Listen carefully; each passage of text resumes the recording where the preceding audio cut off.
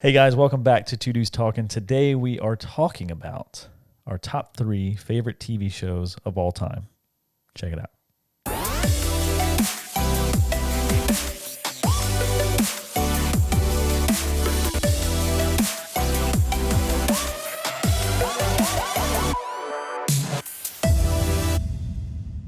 Hey Josh, Hello, Mike. are you comfy? I am. I heard that you really like this TV show called King of Queens. This is the best. Kevin, No, Kevin. I hate that. I do not like that show. So Josh doesn't like Kevin James, which I'm like partial to. I like Kevin James where he's valid. Yeah. Everywhere else, I have no use for the dude, So- which is like 95% of his on-screen time, Yeah. But I aside do from the show. I do think King of Queens is one of the funniest shows like that. Mm-hmm. It's not my favorite at all. It's like if this is the top of the list, it's like down here. Yeah, it's somewhere down there. Yeah, it's out of sight almost. Right. But a good show. No, I mean I love Jerry Stiller. oh I yeah. loved Jerry Stiller. He's amazing in that and Seinfeld. Mm-hmm. But not today. Yeah, we're talking about our top 3 shows, and this I wanted to shout out my friends Eric and Zoe because Because they held you accountable. yeah they Eric tries to hold me accountable for shows, and I just don't watch them. And it's not because I don't love you, Eric. I really love you. I just don't have a lot of time, which he knows is BS. So, but no, this episode is dedicated to Zoe and Eric because Zoe was the one to inspire the episode about TV shows. So this goes out to Zoe. Thank you guys for doing this. I love TV shows. Yeah, and I Eric. got all the time. Yeah, Josh definitely loves TV shows. I love a lot of TV shows. I just don't pick them up as much because this is my rationale. If I get addicted to them, There's a lot more of it to get. I will drop Yeah. the important stuff in my life that I have to do And get through and it. watch them. Yeah. Yeah. I will binge them for days and days. So you introduced me to Game of Thrones, who I'm going to say is one of my it's top 4. Yeah. It's probably my 4th favorite show. Last year during the final The season. last season. Yeah. And I binge watched that show in 5 weeks, all 8 seasons, leading up to the last episode. It literally took like the whole month of May and some of April to watch that whole show. I bet that was a good month and a week, though. There was one Saturday, dude. I feel so embarrassed to say this. I watched 14 episodes That's a good number. from like 8 a.m. to like midnight. Dun, dun, dun, dun, dun, Proud of dun, this dun, man. dun. Yeah, Just on repeat. Yeah. Like just on repeat. But so yeah, like I'm gonna say my number 3 show. And it's hard to do this, no doubt. But my number 3 show is Shameless. Yeah. Yeah. So I'm still, I like kind of keeping current with you guys. I just started the show recently. Yeah. Yeah. I do this I do the same thing. It's like somebody's like, you got to watch it. When somebody says you have to watch this, or that's all I see on Facebook, I don't know why. I don't know how I watched Tiger King. Because usually I'm like, no, I'm not gonna. But Who introduced you to the show? Shameless. I think Emily Farr. Okay. Yeah. And she's probably caught up. yes, probably and current. somebody else. Oh, Addison had been talking about it, and I've heard several times that I remind people of Frank from that show. Oh my God. That's And not a compliment. I know. Well, so a lot of it was like army buddies, and we had such like a mixed up little family, and I was just older, and I was like the Papa Duck, like Papa Goose of all these guys. Screwed up but lovable. Yes, and Somewhat. so I think I can gather a little bit of positivity for that, but I just started it about 2 or 3 weeks ago, and the first episode of that show, anytime you see something for the first time, it's always much more impacting. Like you can Right. you could love Shameless, but your first reaction to Shameless, I bet it was pretty wild because my cheeks were hurting. Yeah. It was great.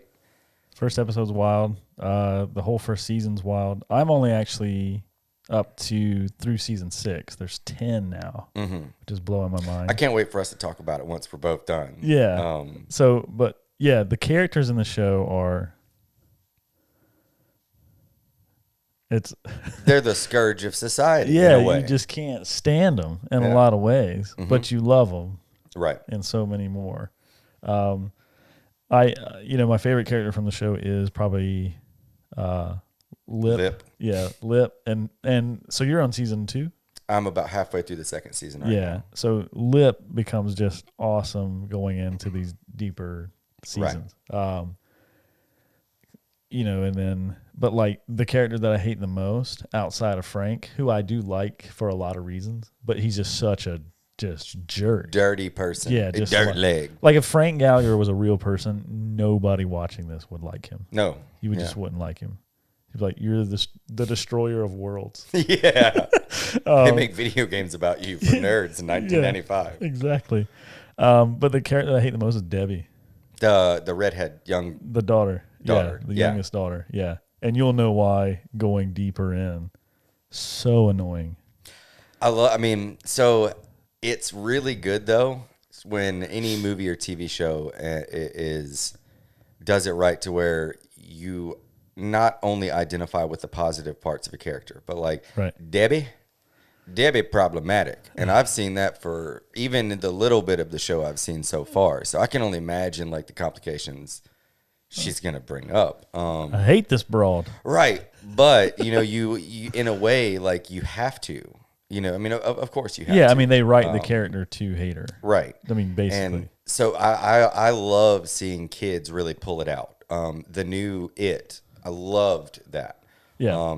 I was just very impressed that with Shameless that I could dislike a child so much. I mean, that. Yeah. There's 4 of them because there's Lip, Ian, Debbie, Sophia, Carl. Is it Ian, the redhead guy? Yeah. And then Liam. Mm-hmm. Not Carl. Oh, yeah, and Carl. There's 5 of them. There's 5 kids. It's a bunch of them. Yeah, so and then Fiona, who's the oldest, obviously the main character. But yeah, 5 younger kids. Right. Yeah, that you're like.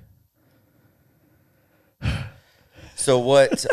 But I love the show. I love the way that it is this family that's set up in this difficult situation that has these crazy scenarios going on their whole life. It is HBO, so it's deeper than I think it's HBO. Showtime. Showtime originally. Okay, yeah. Now it's Netflix. So it's not like crazy situations like a Tuesday afternoon sitcom or whatever. Right. Not like slapstick, but like real situations that you're like, wow, this is nuts, dude. Like this dude's about to get arrested for collecting his dead aunt's or Social Security checks for 2 years or some crazy thing. Yeah. Frank's such an asshole, dude. He's the worst. He's the worst person ever. I think it's at the end of season 6 because that's like my last memory of the show of watching it is like he has very lovable moments and they're like, dang. Very endearing. Yeah. For sure. You're just like, man, that's way to go, Frank. You know what I mean? But like at the end of season 6, without spoiling it for you or anybody else, it's like, I hate this man. Mm-hmm. Like, I'll never look at William H. Macy ever the same. Oh, he's a phenomenal in it. He is. Yeah. But no, I love Shameless. I don't want to spend too much time on it because we got to get a little bit rolling here. But yeah, Shameless is definitely like my third. Great segue. My third is Sunny in Philadelphia, which is very, very similar. Very similar. So this was an FX. Won a contest. The pilot was like a 6-7 minute skit of these guys in their bar. So it's a twin brother and sister and their 2 friends. One which is a very confused individual, and another one who can't read. Run a bar in like downtown in Philadelphia. Yeah. And first season was great. Second season was really where it cemented my love for it when they brought on Danny DeVito. Right. Y'all will hear me mention Danny DeVito several times. Like, very similarly to Shameless, I will never look at that man the same after seeing his role of Frank Reynolds. The trash man. Trash man, yes. So you've got the scourge of society. I mean, all these people are racist, homophobic,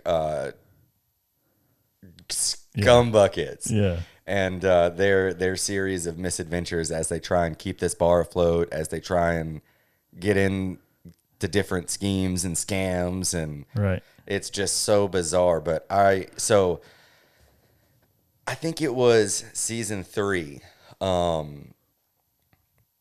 Was the episode where the day man comes in, and every bizarre, like, offensive show, it's like South Park or any other Definitely. thing of this nature, there's always the one that, like, I remember so this is just a thick blast from the past. Do you guys remember watching on TV and like seeing the channel guides and stuff? Like, you could see the episode as it was coming out. I mean, you can still see that, but it's just not necessarily Half our streaming. audience is like, What are you talking about? So we used to have to, like, I remember seeing an episode of, you used to have to watch a show at a certain time of day, yeah, if you had that channel. not when you wanted to. Right. And then good luck TiVo, when TiVo came out. Oh Yeah. my gosh. Revolutionary. Right. So I remember seeing the episode that was going to test me. The first episode of the show is called The Gang Gets Racist. And it's all about homophobia and racism. And I love that this show, I mean, like a lot of these other more offensively or direct shows, Right. They expose how ridiculous it is to be those things. That is the punchline. Yeah, you get to laugh at some slapstick comedy, but Right. these people, you don't want to be them, obviously. Right. But I remember seeing this episode title. I was clicking through, oh, heck yes, Thursday, a new episode of Sunny. Yeah. And I remember the episode coming on as the gang is, Sweet D is dating a retarded person. Right. So that one is kind of sensitive to me. So and as I don't know how many other ones were for every other person. It's all personal. So one of my favorite family members, my Aunt Linda, rest in peace. I loved her. She was disabled and had the mind equivalency of like a 7-year-old. Yeah. But like, I remember being 5 or 6 and watching the old Godzilla movies, like Godzilla vs. King Kong, or the old school WrestleManias. Like, Linda would bro down with us, and she just loved us so much. That's awesome. So and then knowing her up until the year that I got, so when I was transitioning out of the Army, I had like a couple of days of some vacation time saved up that I added on to the end of my contract. And the day that I signed out on that leave, I got a call an hour before I was leaving to go sign in that said my Aunt Linda had some health issues and she was going into hospice and wasn't expected. So literally at 12:01, I had my family in the car and we drove down here for her funeral. So she's been around for a major part of my life. And I just love her so much. So I see this episode title come on and I'm like, okay, this is going to be the one. Yeah.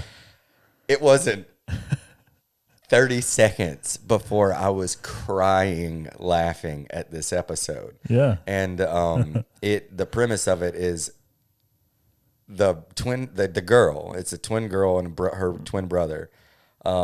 She's got a new boyfriend and her brother is trying to convince her that she's dating a disabled person. Right. And she's like, there's no way. He gives me nice things. I've got these diamond chains. You see this? And they're like, dude, you're gold digging a disabled person. So they go try and, stop her. They have this point system. And I mean, I was crying the whole time. But the dude, I can't remember the guy that plays Lil Kev, her boyfriend. Right. He was in The Hitcher. He was the gas station attendant. Hilarious guy. And at the end, I mean, he just roasts all of them. And all of them are just getting in there. They come up with their own bands for this concert in their bar. Right. And none of them know anything about music. And then Lil Kev, the boyfriend, comes out like he's a big upcoming rapper and just wastes them. Yeah. Wipes the floor with all of them. And then everybody leaves the bar and they've got an empty bar again, like every other episode. But these people are just the scummiest, and it's so cleverly written. It's another one of these things. There's a lot of surface comedy, Right.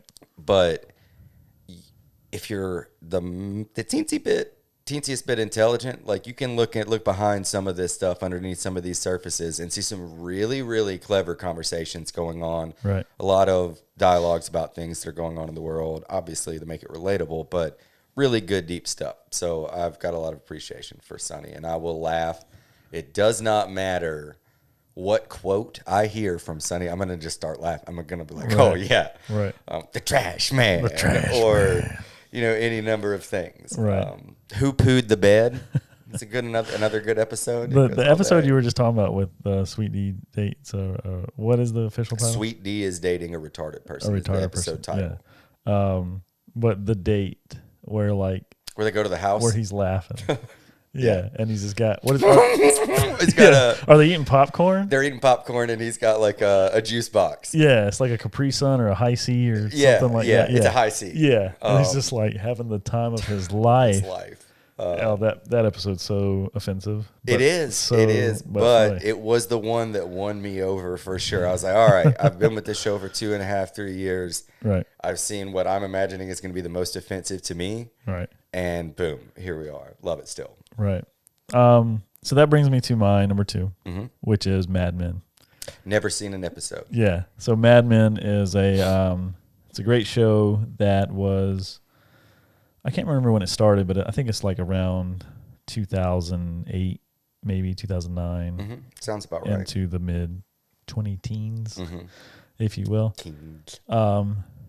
7 seasons, 7 or 8. Great show. Don Draper. Give us the skinny. Yeah. So it's set in the, I think the first season starts off in actually like 1959, but it's set in the 60s in New York City, Manhattan. Talking about the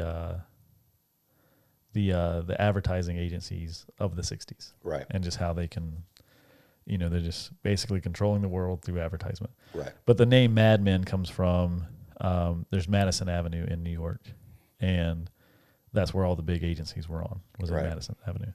And but it follows Don Draper, this character who was in, I think he was in Korea. He was in the Korean War. And he takes the identity of one of his commanders because the guy dies. Right. And he takes his dog tags and he becomes Don Draper for the rest of his life. And he's living with this lie the whole show. That's crazy. And it's amazing because the reason why he's living this lie is he grew up in a very poor town, very poor, I can't remember what state, but just, dirt poor. Right. And I think he was a bastard, Right. His dad would beat him. He had another adopted brother, I think. I think his real name was like Walt Whitman or something like that. But yeah, he's in the service in Korea. He's like the last day before he goes home, like back to the U.S. or whatever. His officer dies, mm-hmm. and the same kind of scenario that he's in, but he lives, and he takes the guy's dog tags, and he's like, "I'm Don Draper now." That's for real. That's really cool. It's dope. Yeah, as a person that would be in the service, like it's like this thing where it couldn't exist now mm-hmm. because of so much identification stuff. Right. But back then, like this once in a lifetime opportunity to do that presents itself Boom. to this dude. Yeah. So then it flashes back into, so like those are flashbacks mm-hmm. throughout the show. But then it's Don Draper's in this elite, society of rich advertisers in Manhattan that can do whatever they want. Right. They're always smoking. They're always drinking whiskey or whatever. And it goes through his life and just his internal conflict with living that lie and trying to just relieve it. Right. That's crazy. Yeah. So the show has a lot of what I love about it is the look back in the past to the 60s. Just the furniture, the music, the TV shows, the advertisements. Really good timepiece. Yeah, just all that. It's like it's a good. What I have some notes here from it. It's like what I say is it's sensationalized realism of modern day work. It's like how these office spaces were back then, the relationships between men and women back then, all of this stuff. One big thing that I like about it is it was on AMC, but it had like HBO budgets. Right. It was one of those. AMC was like badass for that. They really brought a lot Yeah. of grounds for TV shows to do that moving forward Yeah. outside of HBO and Right. Showtime. So it just had the budget to be good, and I think these episodes are, I can't remember if they're an hour or 30 minutes. I want to say they're an hour. They're an hour. I would say they were an hour. They're 13. Yeah, they're 13 a season, so they're an hour. Usually if they're 30 minutes, there's like 26 a season. Right. Or at least back in the day, when you had to watch a show at a certain time. But no, Mad Men's great, dude. The characters are amazing. You'll see a lot of people that got their start that are popular now, that are now in their, just in their vibe Still because of Mad Men. Yeah. There's some really good episodes. The Didn't soundtrack. Jessica Chastain, wasn't she involved in that, or who is the redheaded actress? It's not Jessica Chastain. It's No, I can't remember her name, but she's amazing. She's actually really cool. Let's see, Mad Men cast. Christina Hendricks. Okay, is her name? Yeah. And then January Jones, who is Don Draper's wife, Betty Draper. But no, there's great people. Elizabeth Moss, who is in The Invisible Man, right? That just came out.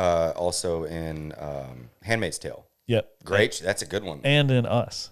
Yeah. Yep. Yeah. So, but yeah, John Slattery, who is one of my favorite dudes. But there's a lot of great people in it. There's I'm trying to think of Jared Harris, who is the Irish guy that he's the tugboat captain in Benjamin Button.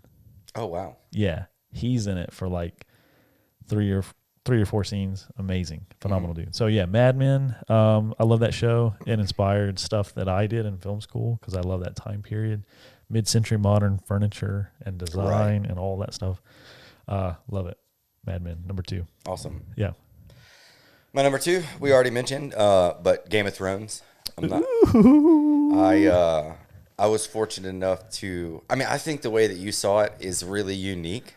Seeing it all crammed together. Yeah, I like the way that you and Emily and I miss a lot. I miss the gathering ideal behind a TV show a lot. Like, I don't remember what episode we were talking about this in, but like I know when the finale of Game of Thrones was out, it was on this big sectional with a big projector screen. Yeah. Like the sound was amazing. Thanks, Mike and M. Yeah. But stretching that out over a series of years, I remember when the first episode came out, I was like, "Yo, this is wild." It's like 9 years, right? Ish. 8 or 9, yeah. Let's look it up. Yeah, look it up. I'll keep it going. So, Game of Thrones HBO series following the books. They're great. They're completely different. I used to get really, really hung up on crossover adaptations from book to screen. I've kind of moved on from that, and hey, I get to experience it in a new way, Right. with changes. That's cool, unless it just blows like the last couple episodes Game of Thrones did. That being said, it followed. I mean, I just love the political drama in that show. Dude. I mean, the first season, when I saw that first episode, I was like, "This is really cool." Yeah, and then a year later, I realized I had no idea what I was even getting into. I mean, it's just so big.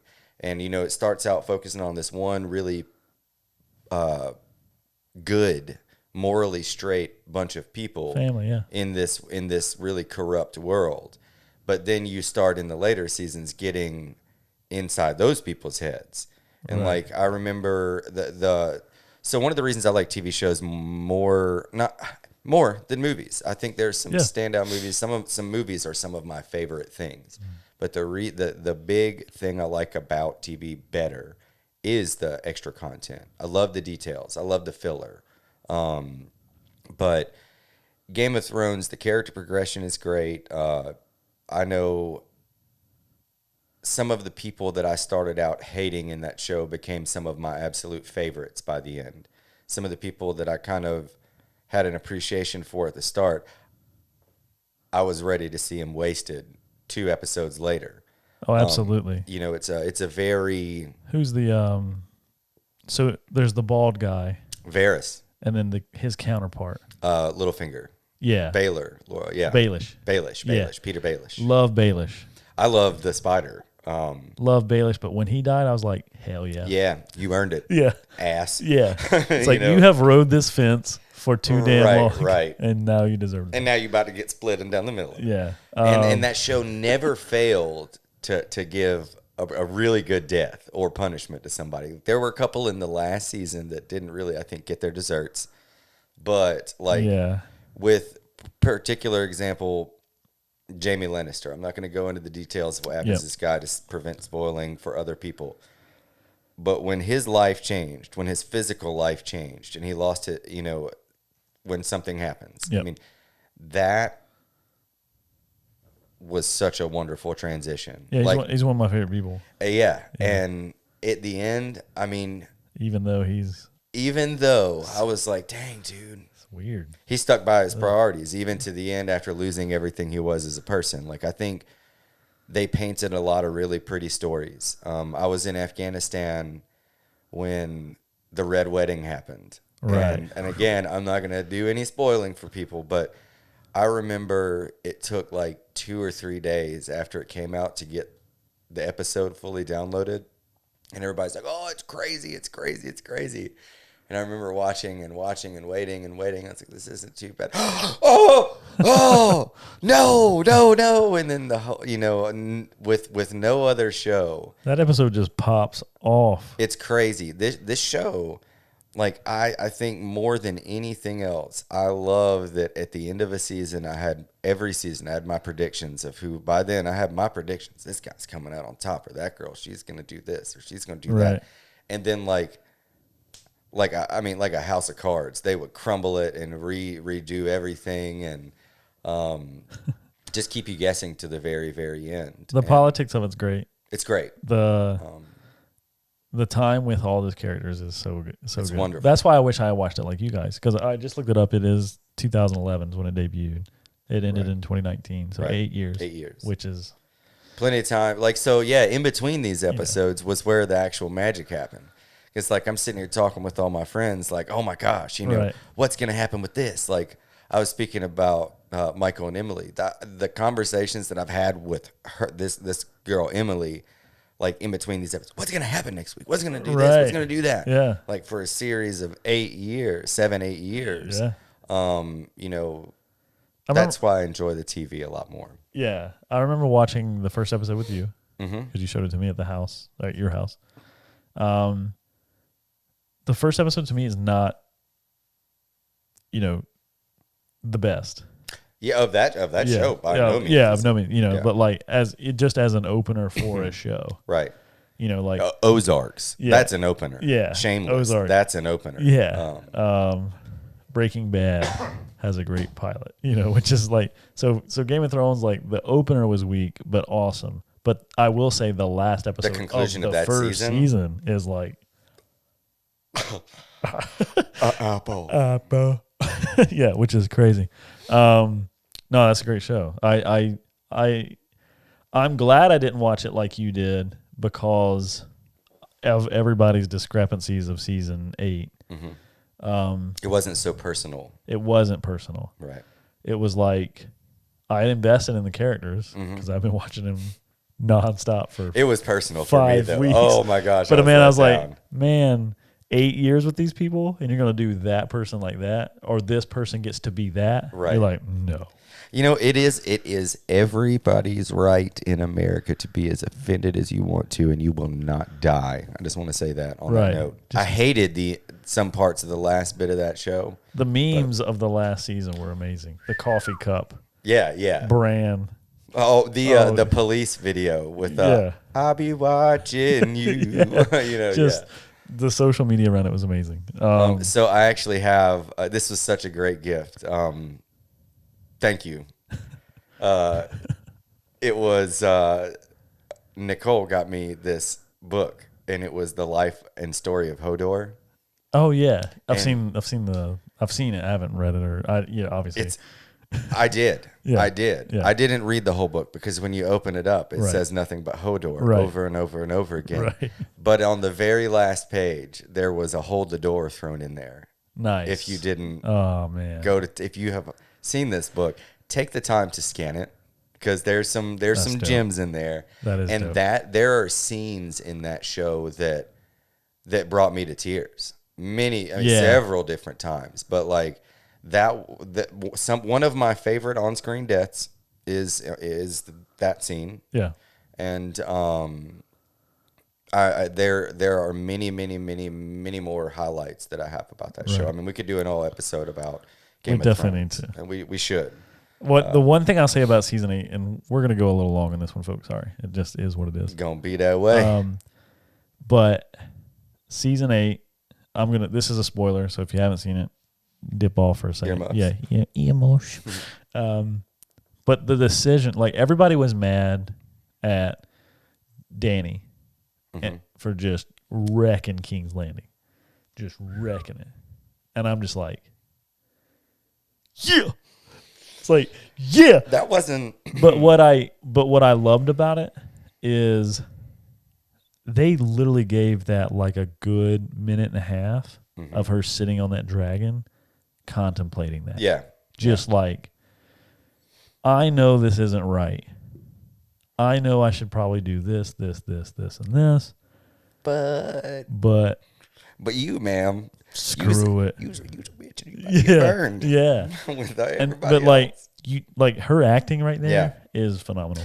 That's all I just want to say about that. Yeah. So I guess we need to go and do an episode on Game of Thrones because there's almost too much to talk about. There is too much to talk about, and I don't want to spoil anything else. So, what's your number one? My number one is actually a tie, and you'll know why here in a second. But no, my number one, seriously, is only because they're so alike in style, is The Office and Parks and Rec. So The Office is my number one, so we're just going to go ahead and roll these This together. is fine. This is great. Total. It's such a good show because it's so damn comfortable. It is. It's like if you were an office worker of any kind, not a paper company necessarily, but just, whether, or a warehouse, some company that you clocked in at 9 to 5, whatever, you can relate to so much stuff about this show. Right. And then it's like it made, to me personally, it would make some of those experiences so much easier to deal with. I have a boss that in my past that I've described as it was like working for Michael Scott, except for this guy wasn't funny. Yeah, I've had two like that. And it for real, I was just like, man, it sucks. You're not Michael. Yeah, it sucks. You're like, yeah, you're clueless, and and these people I haven't worked for in a long time. Right. But like, yeah, it made those situations better. Right. But it's like the show is so comfortable. It's a quick 22 minutes. Some of the later ones got to be longer, obviously. Right. But like, just a whatever.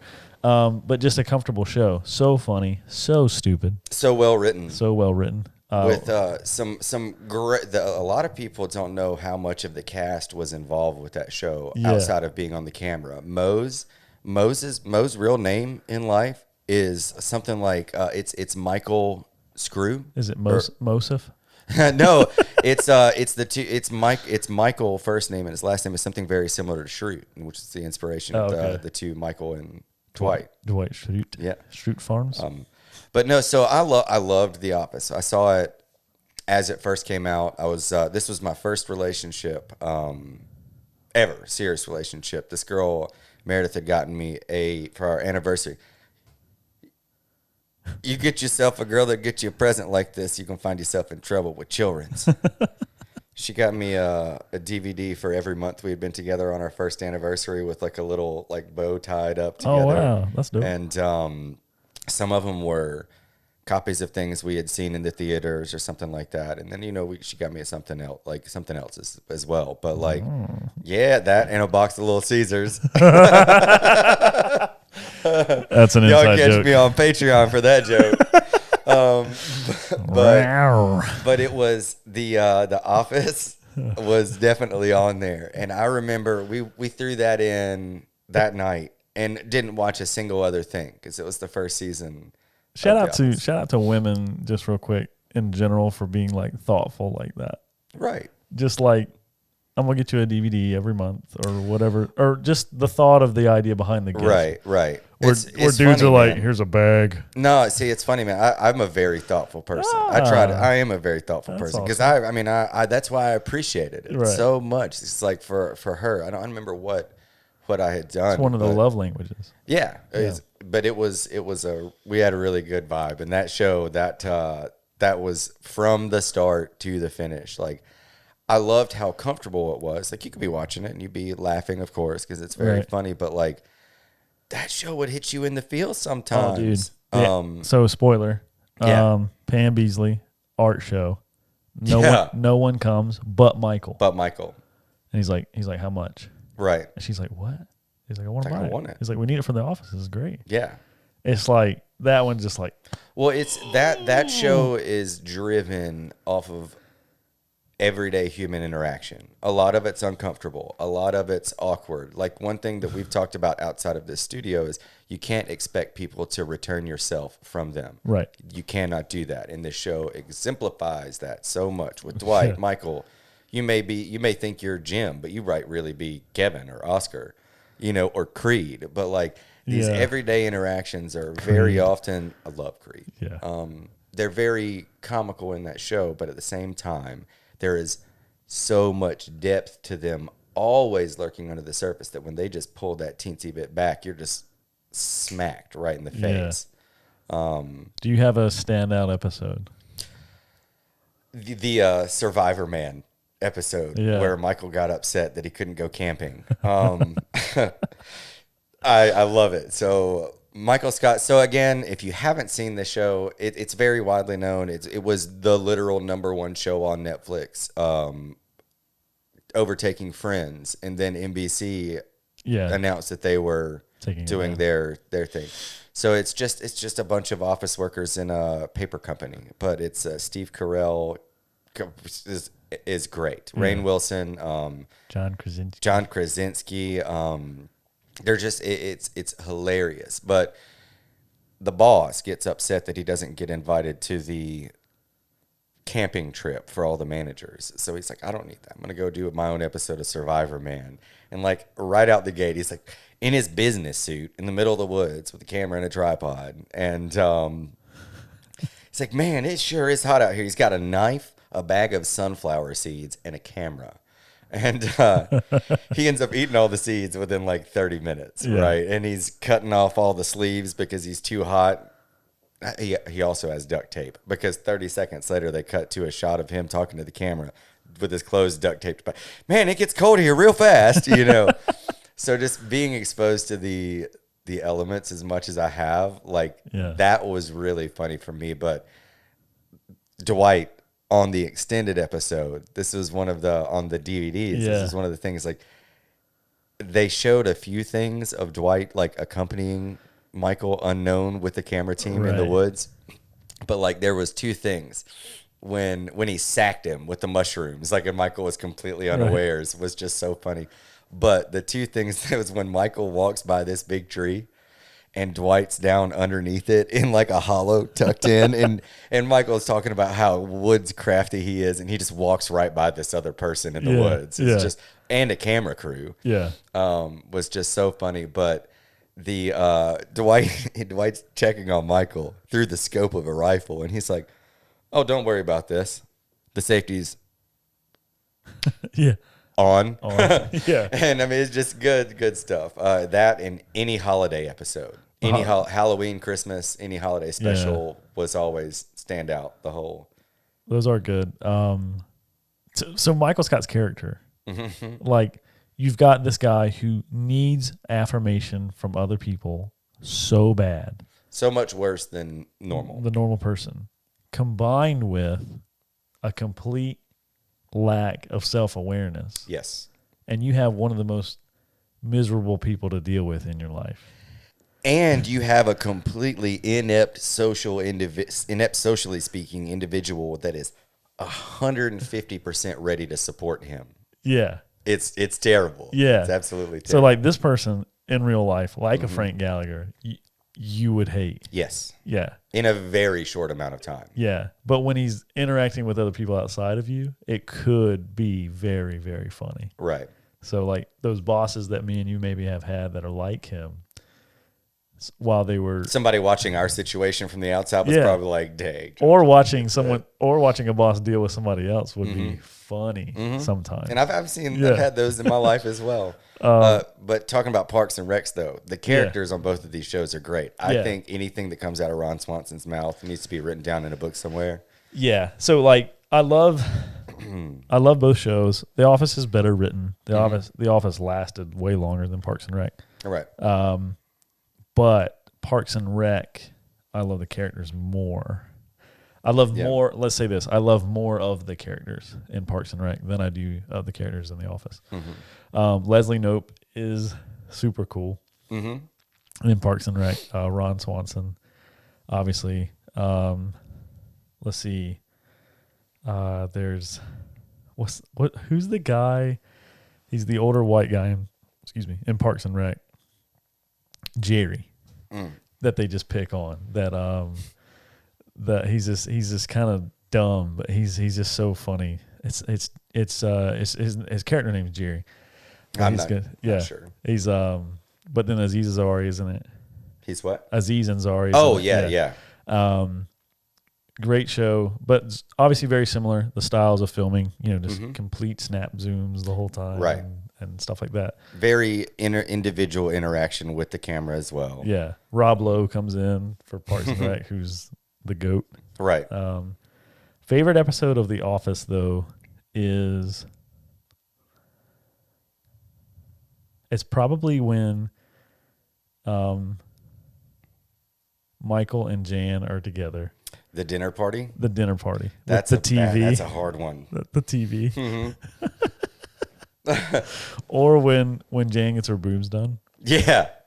And Michael's just like breaking up with her. And then she comes in the office and he hasn't seen her yet. And she's just waiting for him in his office. And he just looks and he's just like, and he's just that dude where he's just like, yeah, we're back together now. Right.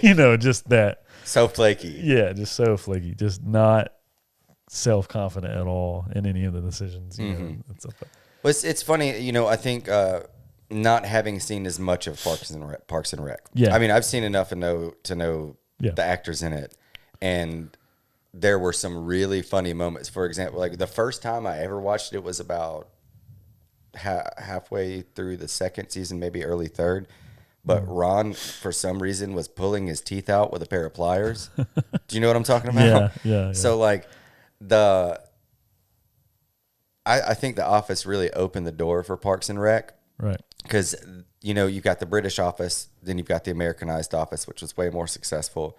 Then you've got Parks and Rec, which I think capitalized on the more outlandish sides of The Office. Right. And it worked so well. Yeah. There's not as many heartfelt moments or like bigger scenes like that in Parks and Rec.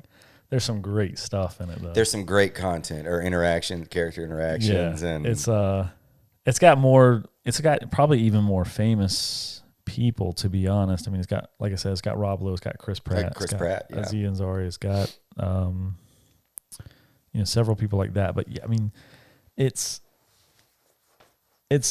honestly probably a little bit more. I'm a little bit more biased to it than The Office. I don't know why.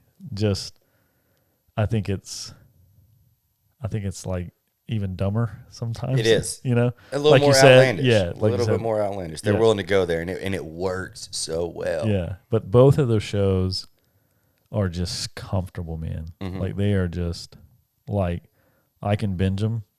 Yeah, because they're 30 minutes. So that's even easier. The thing I like too about the general sitcom anyways, is I can watch any episode. This goes for Sunny, Office, Right. any sitcom. Like you can, the story is okay. Right.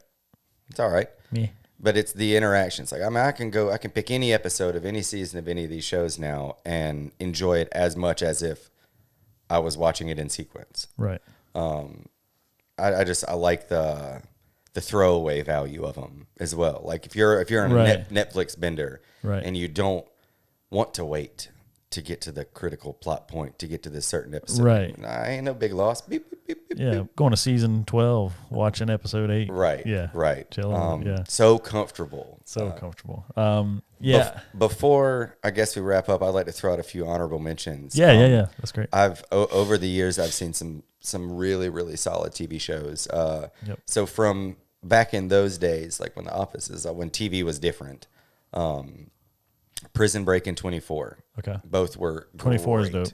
I remember 24. They both aired back to back. So Prison Break came on first on Tuesdays. 24 was right after. So Prison Break, guy gets framed for murder of a political person's brother. Mm-hmm. His gets sent to jail, and his younger brother, who I think was like autistic or something like that, ended up being some kind of structural engineer that designed the prison that this guy's being held at. So he gets himself locked up, assembles a big team, and they break out. Really, really good.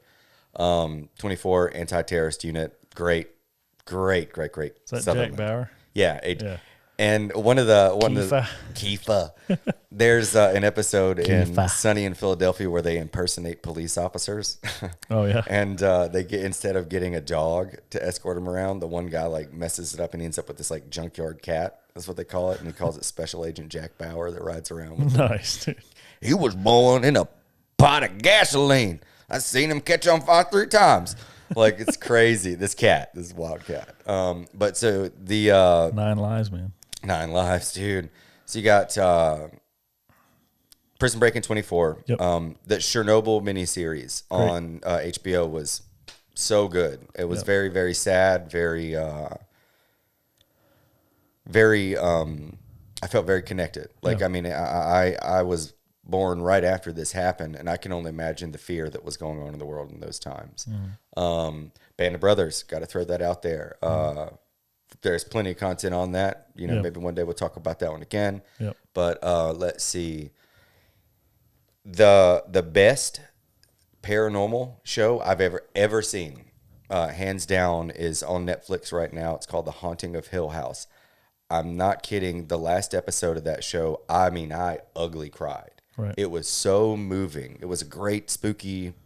Usually you don't have many scary TV shows, but it was a great mystery thriller. And the end, it just clicked so hard together. Very, very good. Yep.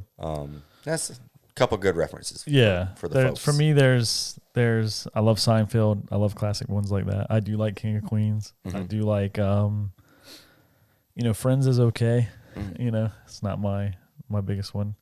I do like good moments. Yeah, there's for Eric and Zoe out there, like he's been trying to get me to watch True Detective. Oh yeah. There's Breaking Bad. There's so many good shows that there's The Sopranos. There's tons. My friend Rico loved All in the Family back in the day, and The Jeffersons, and great shows back then that were just funny. Little Rascals. Yeah. I mean, back in the day. Just crazy stuff. I love documentary shows like Last Chance U, this football show that's amazing. Love miniseries. Narcos. Yeah, Narcos is great. God, Narcos is great. First two seasons. Right. I haven't seen the extended ones, but yeah, man. So I think that's it for today. Sorry, the guys. This one has been a whopper. This is this is a big episode, but we'll obviously get into more depth of individual individual shows as we do more episodes. Right. So let us know what those are in the comments, and please like, share, subscribe. And we'll see you guys next time on Two Dudes Talking. See you guys next time.